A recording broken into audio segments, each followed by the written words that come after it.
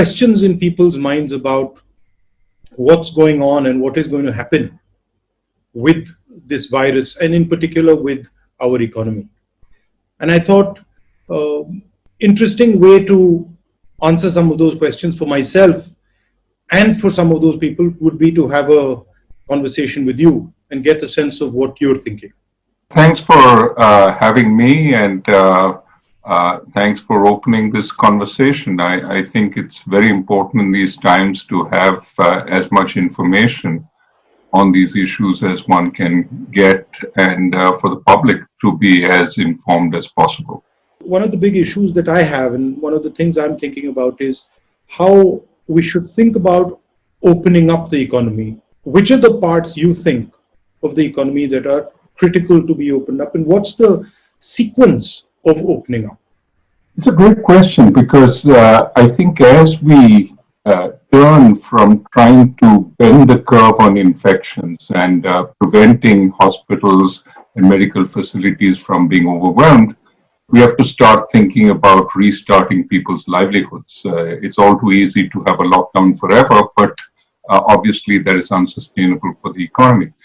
So it has to be a sequencing. First, the places where you can maintain distancing, and it's not just distancing in the workplace, it's also distancing to and fro from the workplace, the transportation structure. Do people have private means of transport, their cycles or their scooters, or even cars?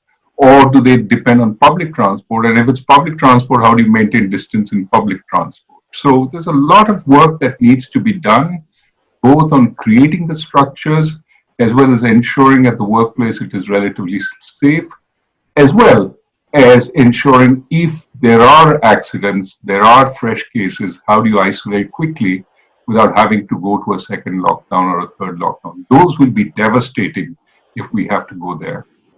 That's what a lot of people say, that if you get into a cyclical lockdown, if you open up and then you're forced to shut down, and then you open up and you're forced to shut down again, then that is devastating for economic activity, because it would completely destroy trust. You'd agree with that? I think that's right, because that would suggest, take even a second lockdown. It means that you haven't been completely successful in doing in reopening, and that raises questions of if you reopen again, will you go into a third lockdown? So it does diminish credibility. That said, I don't think we have to aim for 100% sort of success. That is 0 cases when we open up. That's unachievable.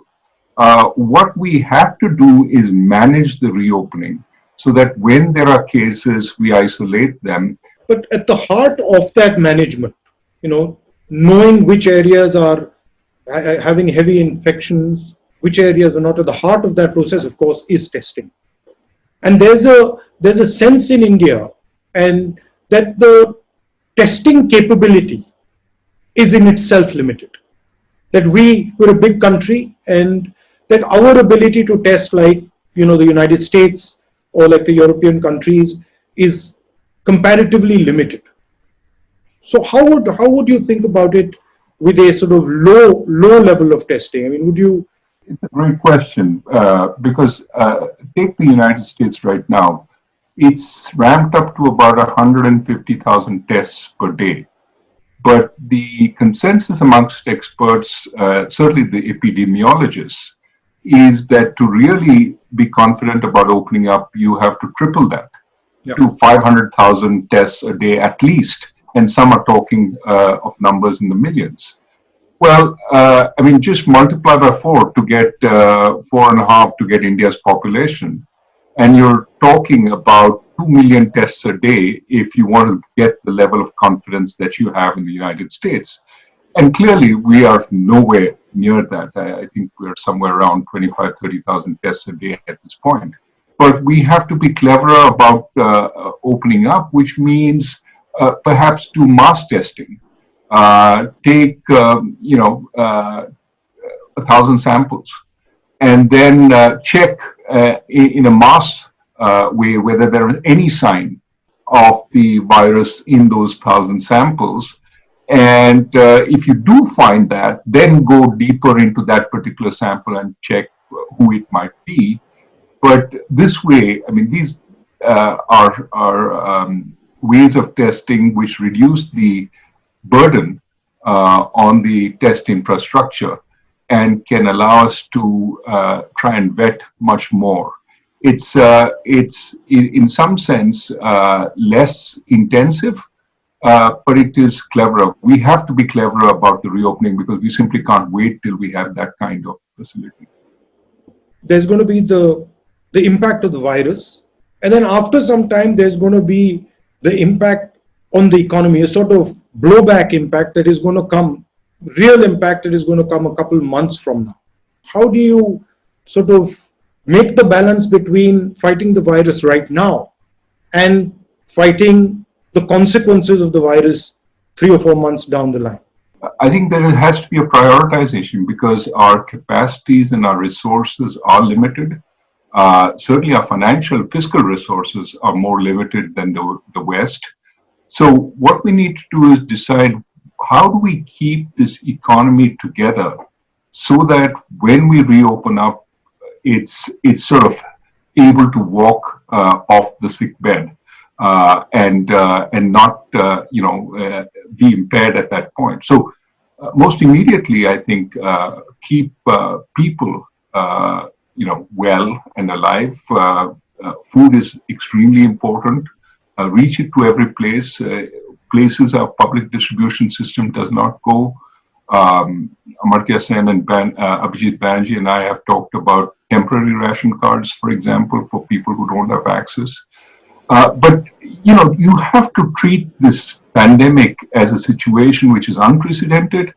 We have to break norms in order to tackle what is needed, while at the same time keeping in mind that there's an overall budgetary sort of limit. There are only so many resources we have.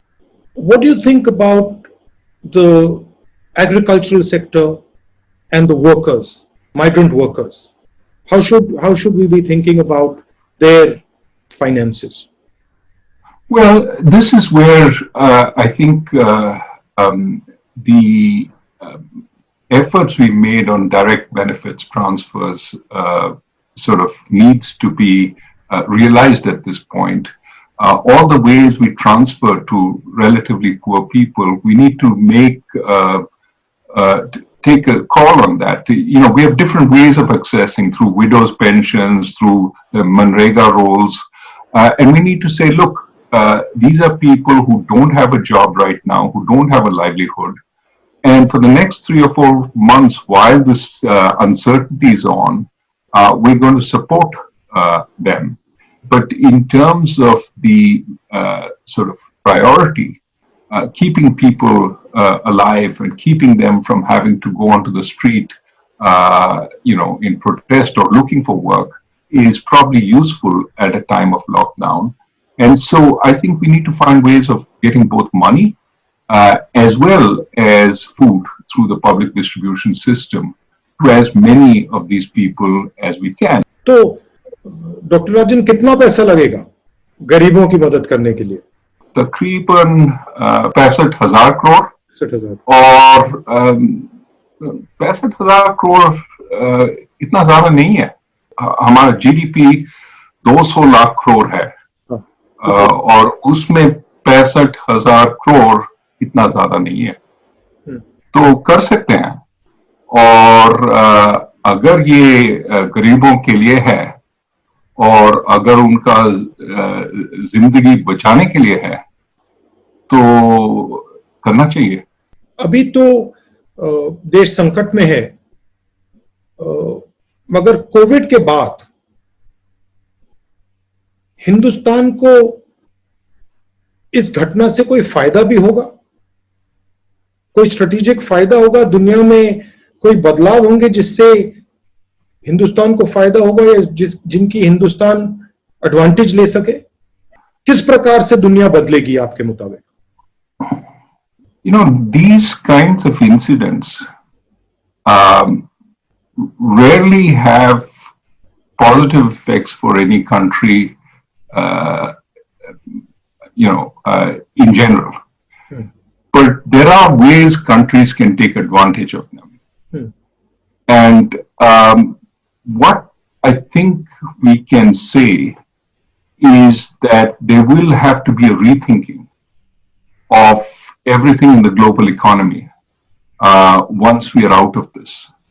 If there is opportunity for India, it is in shaping that dialogue, in being more of a leader in that dialogue, because it is not one of the two big warring parties, but is a big enough country to hear its voice, to have its voice heard in the global economy.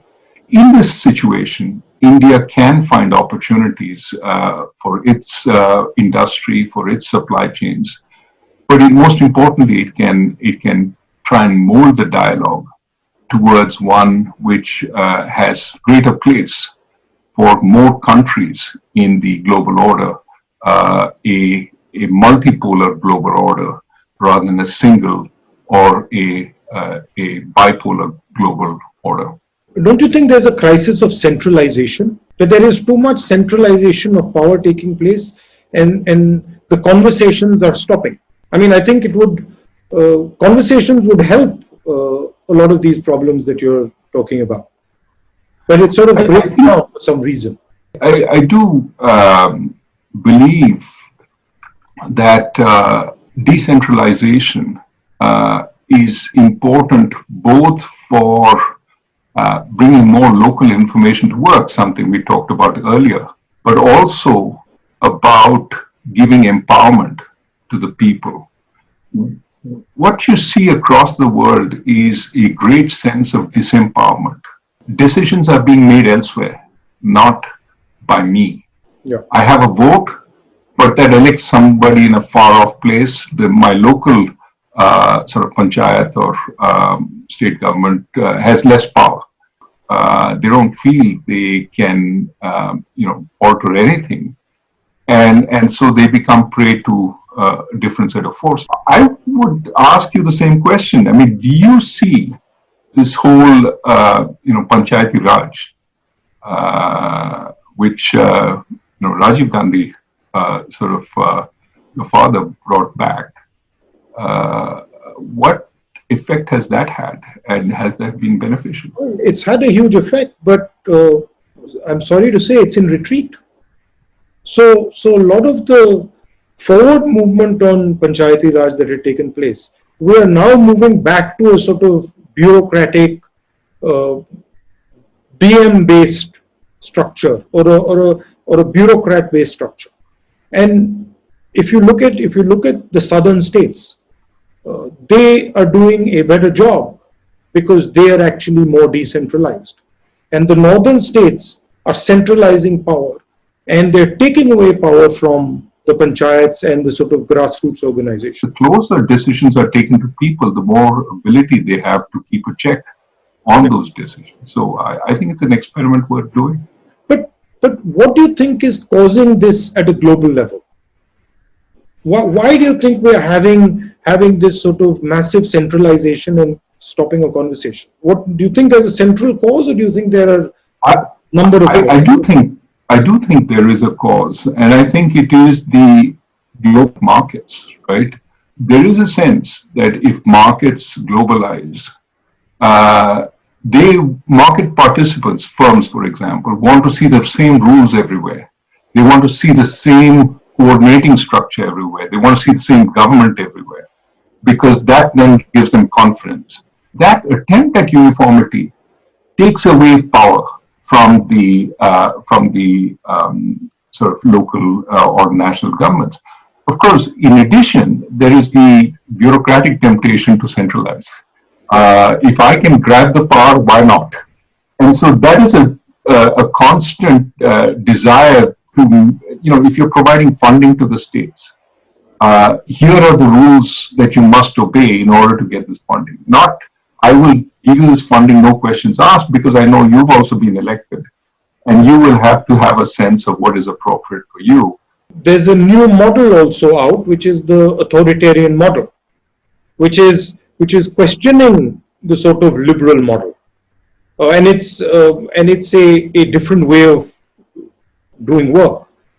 And it seems to be more and more rising in more and more places. Do you think it's going to get pushed back? I don't know because I mean the central authoritarian model, the strong figure, um, in a world where you're powerless, uh, is sometimes appealing. If you, especially if you can develop a personal rapport Yeah. with that figure, and you feel they believe in me. They care for the people. The problem with that is the authoritarian figure can develop their own sort of sense of, yes, I am the power of the people, Yeah. and therefore whatever I say goes. My rules apply, not the checks and balances, not the institutions, not the decentralized structure.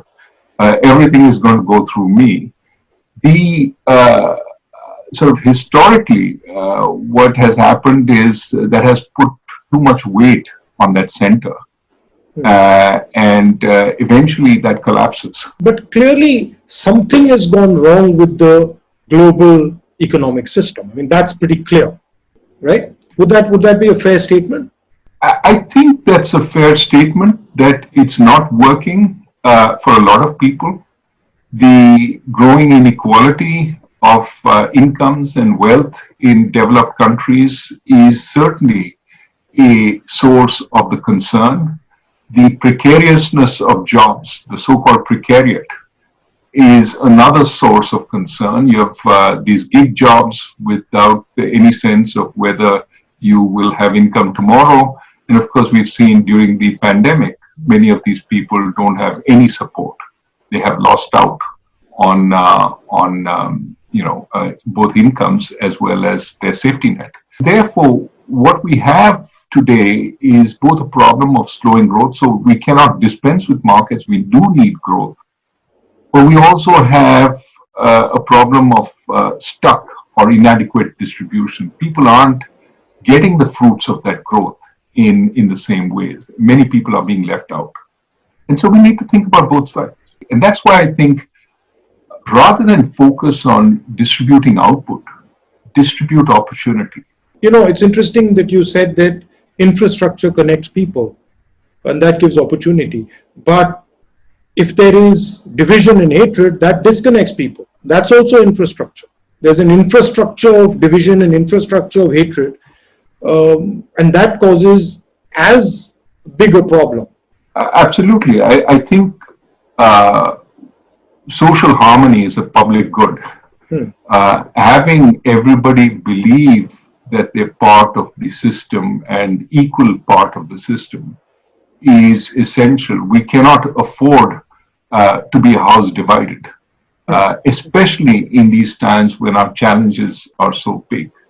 And so I would prefer to put, our founding fathers, people who wrote our constitution, and the early sort of administrations. That's something I've been spending some time sort of relearning. And those people realized that there were some issues which you wanted to put on a shelf and not touch. Because if we got into those issues, we would spend a long time fighting each other. Also, you tend to divide and look backwards into history when you're struggling with a forward vision. So I think I like what you said about India needs a new vision. What would be the elements of that in your view? Of course, you mentioned in infrastructure, education, healthcare, but how would it be different than the last 30 years or 20 years? What would be the pillars that would be different? Well, I think that on the one hand, you need to create capabilities. The elements of creating capabilities is, better education, better healthcare, better infrastructure. And then remember, when we talk about creating these capabilities, we have to walk the talk. But we also, make no mistake, need to rethink what our industrial and market system looks like. We still have the remnants of the old license permit Raj. And we need to figure out how we go to a place where the accent is on creating many, many more new jobs of a good quality.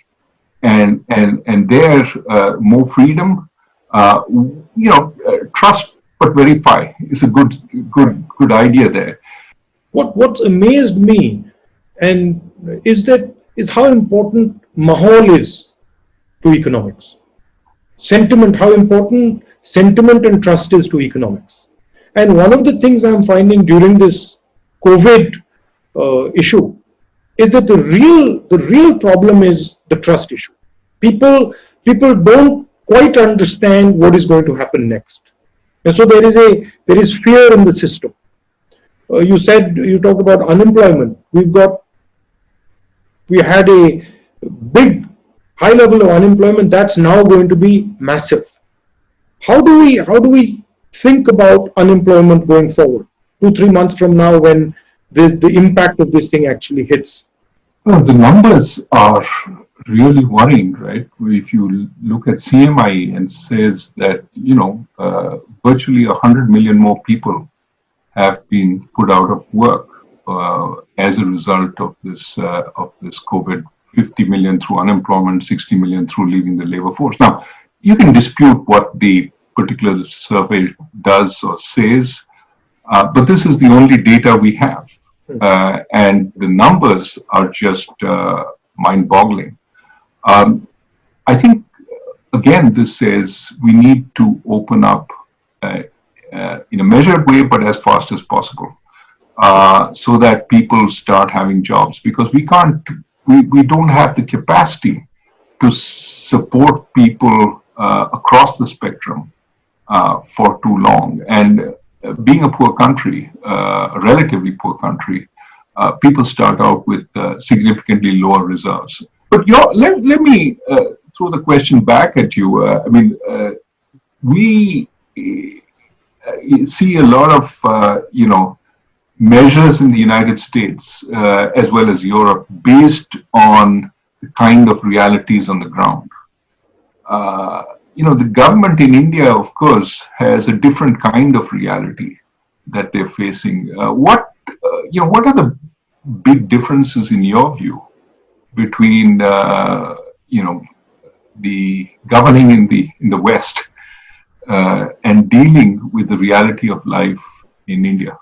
I mean, the scale, first of all, the scale of the problem, and at its heart, the financial scale of the problem, the inequality, and the nature of the inequality. So, things like caste, the way Indian society is structured is completely different than American society, as you know.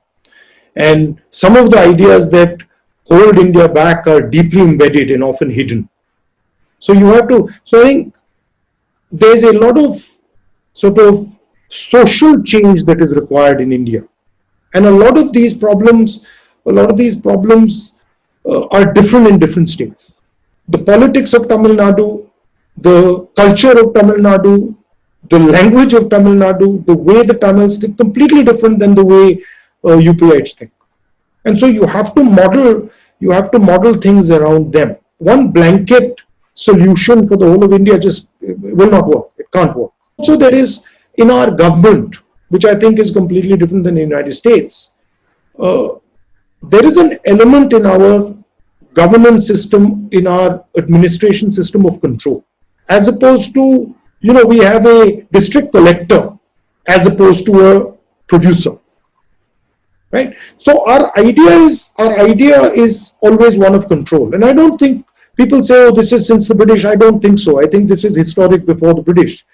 The idea, governance in India is always about trying to control. And I think that's one of the challenges that we're facing now. The COVID disease cannot be controlled. One of the things that sort of annoys me is the level of inequality. And this has been the case, in India over the last few decades, the level of inequality that you see in India, you simply cannot see in the United States. I mean, and so the type of things I always look at is how to sort of reduce this inequality, because I think once a system reaches a very high point, high level of inequality, then it simply stops to work. You know, I like Gandhiji's line, just go to the back of the line and see what's going on at the back of the line. This is a very powerful thing for a politician. It's underrated, but I think that's where a lot of the insights come in. How would you think about going forward, dealing with this inequality? You know, it's visible in COVID also. I mean, the way India is treating its poor people, the way we are treating our poor people, migrants, versus the way the elite is being treated, two completely different ideas, two completely different Indias. And so, how do you merge these two Indias into one? Well, I think that, you know, at the bottom of the pyramid, so to speak, we have some ways of making their lives a little better, but we need to think more carefully about reaching everybody there. And I think successive governments have worked on food, on healthcare, on education, and no doubt we can do a better job there. But in terms of challenges, it seems to me that there is certainly an administrative challenge in reaching everywhere and making sure that level of living is enhanced.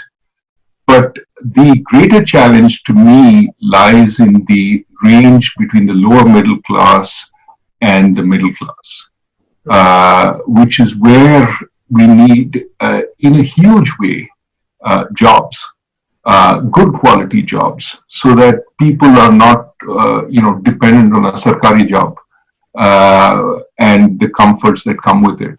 So this is something that I think we need to work on. And this is where I think a tremendous expansion in the economy is absolutely necessary. We've seen over the last so many years a progressive decline in our rate of economic growth, when in fact we have so many young people entering the labor force. So I would say, let us not pick amongst possibilities, but create the opportunity for any kind of area to flourish.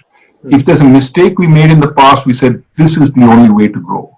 And think of what, you know, one of the most successful areas we've grown in software and outsourcing services.